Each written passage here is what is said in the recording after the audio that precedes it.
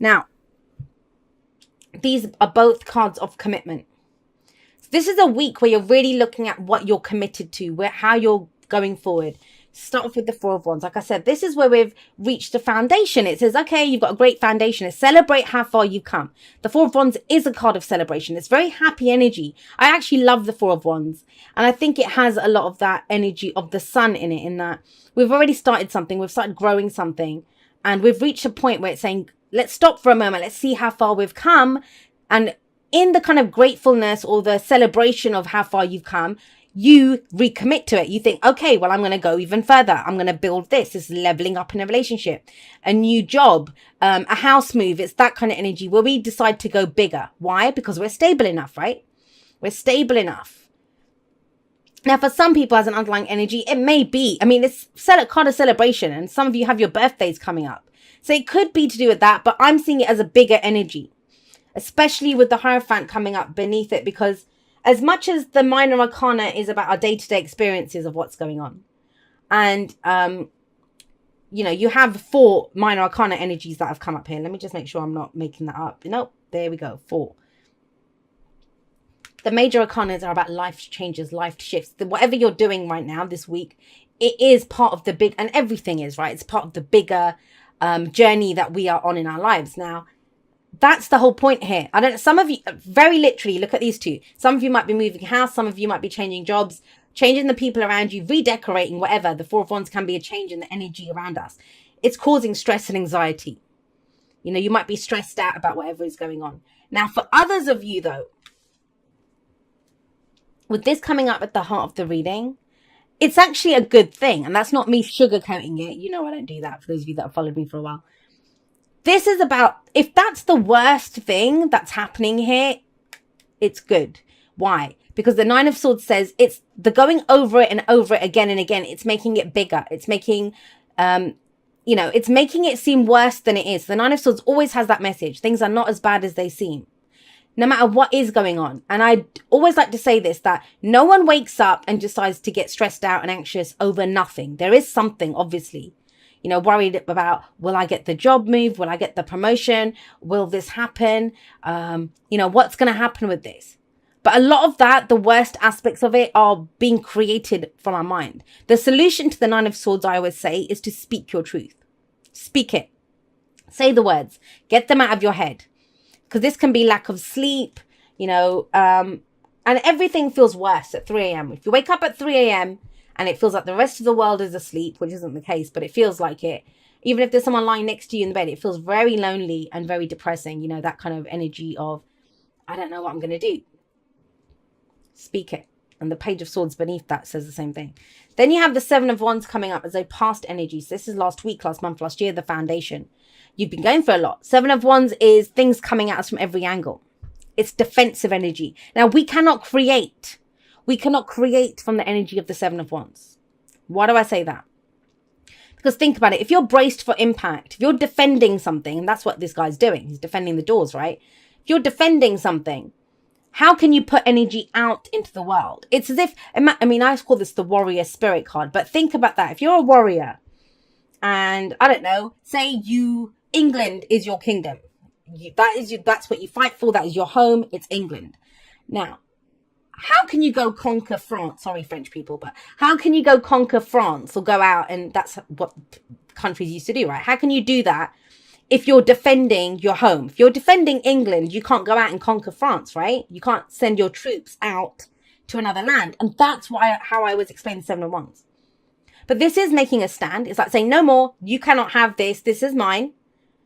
This can be a testing time. This can be a literal test. You know, sometimes it's examinations that we're taking, interviews. And this kind of energy can be job interviews. You might be stressed out. Think about it literally. Had a job interview, you know, went through the test of it, stood up for myself. Now I'm stressed out because I don't know if I'll get the job.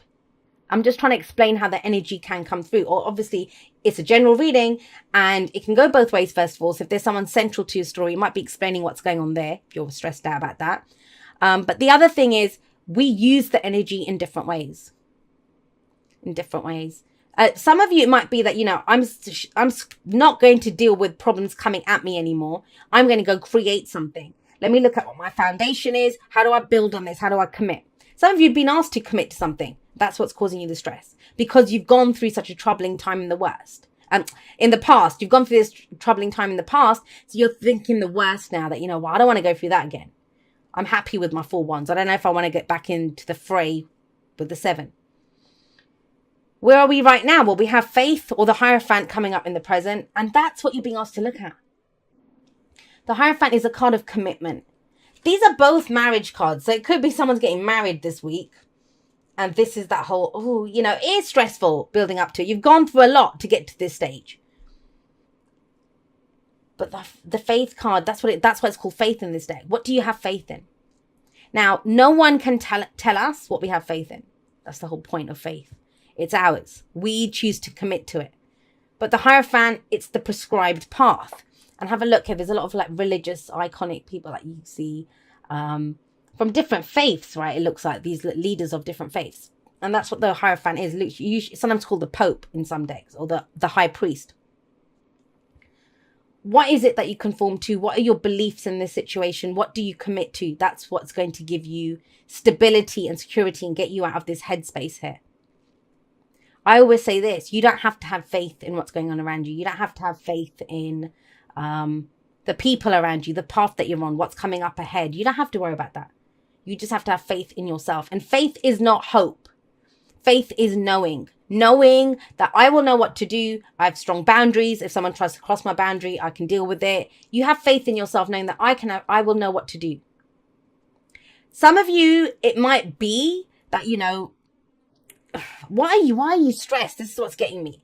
Why is there this stress and anxiety at the heart of this? Because the rest of it looks pretty good, like going forward, commitment, stability, the prescribed path. But that might be it. The whole point of the Hierophant, I always say this, is that, if it's career and stuff, it might be that you've studied to do something and you no longer want to do it. It doesn't bring you fulfillment. I don't want to be a lawyer. Or everyone in your family's been a doctor and you're expected to be a doctor, but that's not who you are. You're an artist or a painter or, fashion designer or something totally different. So the Faith can't ask you to look at tradition. Are you following tradition? What is your tradition? We can create new traditions, right? It's the prescribed path, but we choose to conform to it. So what expectations are you putting on yourself based on what you have faith in, what you believe in? Important to know that. Why do I say that? Because going forward, we have the Page of Swords. So I see the Page of Swords as whatever this is that's stressing you out, that's, bringing you this anxiety and stress and becoming bigger and bigger. That's the spy. What does this Page of Swords do? He goes and gets more information. So the key thing to remember here, is just because it's always been that way doesn't mean it always will be that way.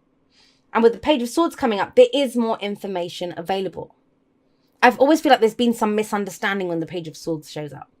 Because he is the spy. He goes and gets more information. But I want you to imagine this. Say I got someone who knew nothing about tarot. This example I was given. So they know nothing about tarot. And I send them out there. And, I don't know. Maybe I tell them, go spy on this competitor for me. Or go find out this information about this deck. They can get the information. Doesn't mean they understand it because they don't know anything about tarot. They're going to just, give it to me in their own terms. From their place of lack of understanding of the tarot in that example. I hope that makes sense. So, it's about understanding. Ask more questions if you need to. But there has to be communication to get out of this. There is more information available to you. I think you're stressed out by the lack of information here. But it's kind of strange because it's asking you to commit before you get the more information. And that makes sense too if you think about it. What's the point of getting more information if you don't know whether you commit or not? And that's very telling. I mean, if it had been this way around, even then it would be asking you to look at what's my foundation? Am I strong enough? How do I build this? How am I going to go forward? And then it says get the information. But it's not that. This is asking you to look at what do you want? Where are you? What do you prescribe to? What is your faith in? What do you want? Know where you are first. And then get more information based on that. Don't decide where you are based on what's going on around you. Because the faith is your faith, right? Where you want to go, what you commit to first. Then you'll know what to get more information on. And what comes out of that? The Empress. The Empress is a card of expansion, it's abundance, growth. it's the opposite of this. Like I said about the Four of Pentacles. Four of Pentacles is very closed energy. Right at the beginning we had that, right? But the Seven of Wands is as well. Remember, you can't create from this because you're so busy defending yourself. So if you take nothing else away from this reading, take this. That time of defending, of, you know, saying, no, I'm not going to do this, or whatever you were defending, like yourself, your relationship, your work, whatever work you were doing, your passions, your creativity, that's past. Now it's a time to grow that. But the thing is, we can sometimes be braced for impact. We're so braced for impact that we don't realize the energy has flipped or changed. That we can grow now. Now is a time for growth. Does that make sense? Because the Empress, she understands that. She understands things take time. She understands there's seasons for everything. I mean, have a look here. Usually she's seen as a pregnant woman, and she is here as well. It takes time to conceive a baby. It takes time to grow a baby. And then even when the baby's born, it takes time to, you have to nurture and grow it. Now have a look here. You have a look. You see all these animals, and they all have young with them. They take care of what it is that they're trying to nurture and grow. This is a time of growth for you. But it feels like this is the week of the shift. The shift happens. You know, what are you committing to going forward? Because you're about to start building and growing something. That's why it's so important to know where you are. Right, let's get you some oracle cards and expand on this.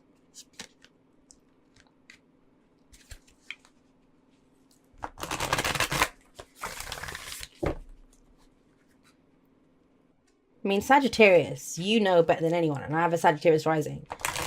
Just because it's always been that way doesn't mean it always has to be that way, right? But I think if you've not known where to go looking for more information or whatever, because you're so in your own head. And I think you haven't fully decided to commit to it. So imagine if I was going for a job, right? And I didn't know. I'm thinking, well, I could be this and I could be that. I can't go out there and start exploring everything. First, I have to decide, well, what do I want to do? Well, okay, I want to work for myself. Fine. Well, that crosses out all the other jobs that I would be applying for. What can I do? So it's working through it that way. But first, it's the commitment to what I want to work for myself. Do you see?